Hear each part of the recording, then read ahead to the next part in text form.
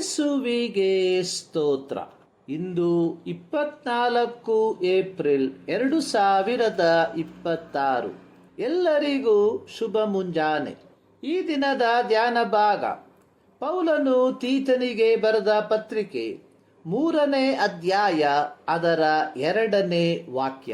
ಕುತರ್ಕ ಮಾಡದವನಾಗಿರಬೇಕು.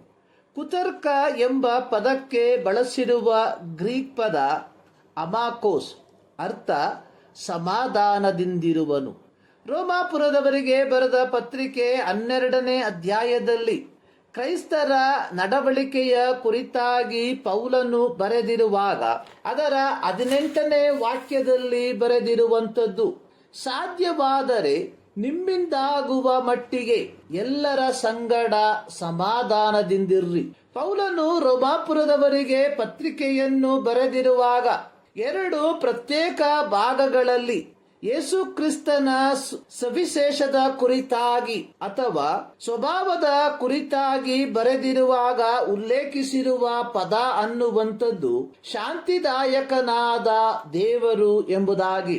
ರೋಮಾಪುರದವರಿಗೆ ಬರೆದ ಪತ್ರಿಕೆ 15ನೇ ಅಧ್ಯಾಯದ 33ನೇ ವಾಕ್ಯದಲ್ಲಿ ಹಾಗೂ 16ನೇ ಅಧ್ಯಾಯದ 20ನೇ ವಾಕ್ಯದಲ್ಲಿ ಈ ಬರವಣಿಗೆಯನ್ನು ಕಾಣುತ್ತೇವೆ.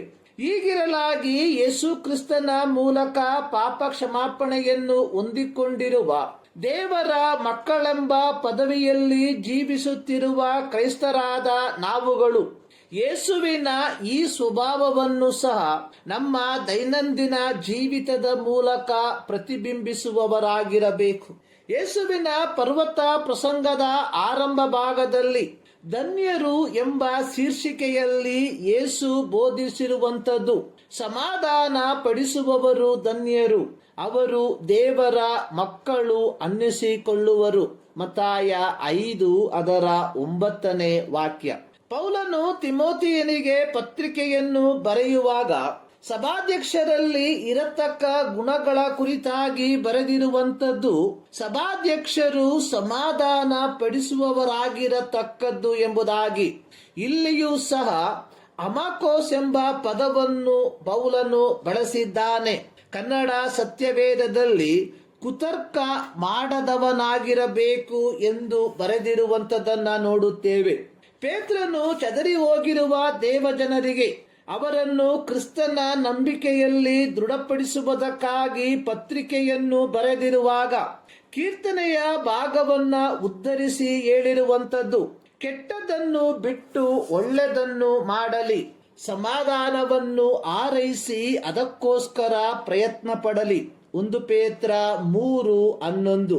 34ನೇ ಕೀರ್ತನೆ ಅದರ 12ರಿಂದ 14 ವಾಕ್ಯಗಳಲ್ಲಿ ದಾವೀದನು ಆಡಿರುವಂಥದ್ದು, ದೀರ್ಘಾಯುಷ್ಯವು ಬೇಕೋ, ಬಹುದಿವಸ ಬದುಕಿ ಸುಖವನ್ನು ಅನುಭವಿಸಬೇಕೋ, ಹಾಗಾದರೆ ಕೆಟ್ಟದಕ್ಕೆ ಹೋಗದಂತೆ ನಾಲಿಗೆಯನ್ನು ಕಾದುಕೋ, ವಂಚನೆಯ ಮಾತುಗಳಿಗೆ ಬಿಡದೆ ತುಟಿಯನ್ನು ಇಟ್ಟುಕೋ, ಕೆಟ್ಟದನ್ನು ಬಿಟ್ಟು ಒಳ್ಳೆಯದನ್ನೇ ಮಾಡು, ಸಮಾಧಾನವನ್ನು ಆರೈಸಿ ಅದಕ್ಕಾಗಿ ಪ್ರಯತ್ನ ಪಡು. ಪ್ರಿಯರೇ, ಕೋಪಗೊಂಡು ಮನುಷ್ಯರನ್ನು ತಳ್ಳಿಬಿಡುವಂಥದ್ದು ಸುಲಭ, ಆದರೆ ಅವರೊಂದಿಗೆ ಸಮಾಧಾನದಿಂದಿದ್ದು ಅವರನ್ನು ಗೆಲ್ಲುವಂಥದ್ದು ಸ್ವಲ್ಪ ಮಟ್ಟಿಗೆ ತ್ರಾಸದಾಯಕವಾದದು. ದೇವರು ಕೋಪಗೊಂಡು ಮನುಕುಲವನ್ನು ತಳ್ಳಿಬಿಟ್ಟಿದ್ದರೆ ಇಂದು ನಾವುಗಳು ಯಾರು ದೇವರ ಮಕ್ಕಳೆಂಬ ಪದವಿಯಲ್ಲಿ ಇರುತ್ತಿರಲಿಲ್ಲ.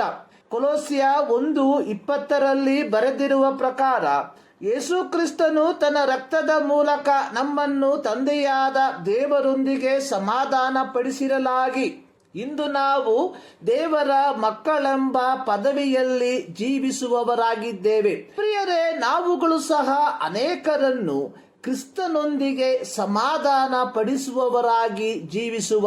ಈ ಮುಂಜಾನೆಯಲ್ಲಿ ಸರ್ವಶಕ್ತನಾದ ದೇವರು ಈ ಅಧ್ಯಯನದ ಮೂಲಕ ನಿಮ್ಮನ್ನು ಆಶೀರ್ವದಿಸಲಿ.